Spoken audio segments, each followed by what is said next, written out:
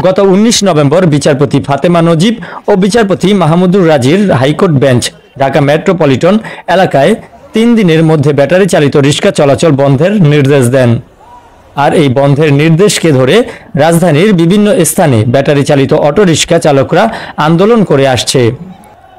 আজ শুক্রবার রাজধানীর শ্যামপুর থানাধীন জুরাইনে সড়ক ও রেলপথ অবরোধ করে রাখা ব্যাটারি চালিত অটোরিক্সা চালকদের সঙ্গে পুলিশের সংঘর্ষের ঘটনা ঘটেছে। এই সময় পুরো এলাকায় আতঙ্ক ছড়িয়ে পড়ে। অটোরিক্সা বন্ধের সিদ্ধান্ত প্রত্যাহারের দাবিতে এই আন্দোলন করছেন চালকরা। এ সময় ঢাকা মাওয়া পদ্মা সেতুর রেল চলাচল বন্ধ হয়ে পড়ে।